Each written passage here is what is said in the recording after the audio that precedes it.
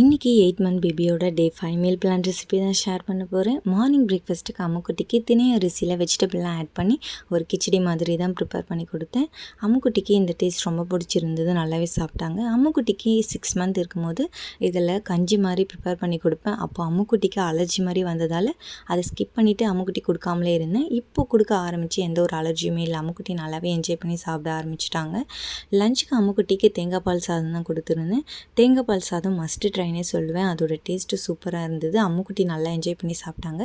ஃபுல்லாகவே கம்ப்ளீட் பண்ணிட்டாங்க. அதனால் லஞ்சுக்கு கண்டிப்பாக தேங்காய் பால் சாதம் செஞ்சு கொடுங்க. குழந்தைங்க நல்லா என்ஜாய் பண்ணி சாப்பிடுவாங்க. நைட்டு டின்னருக்கு ரவை கேரட் ஆட் பண்ணி ஒரு கிச்சடி தான் பண்ணி கொடுத்தேன். ஆனால் அம்முக்குட்டி அதை சாப்பிடவே இல்லை. கொஞ்சம் ஒரு 2லேருந்து 3 ஸ்பூன் தான் வாங்கியிருப்பாங்க, அதுக்கு மேலே சாப்பிடல. அம்முக்குட்டிக்கு நான் 7 மந்த்லேயே கொடுக்க ஆரம்பித்தேன். ஆனால் இன்னமும் 8 மந்த்ஸ் ஸ்டார்ட் ஆகியும் அம்முக்குட்டிக்கு ரவை பிடிக்கல, சாப்பிடவே மாட்டுறாங்க. அதுக்கு பதில் நான் வீட்லேயே ப்ரிப்பேர் பண்ண செர்லாக் தான் கொடுத்துருந்தேன். அதை நல்லா அம்முக்குட்டி என்ஜாய் பண்ணி சாப்பிட்டாங்க.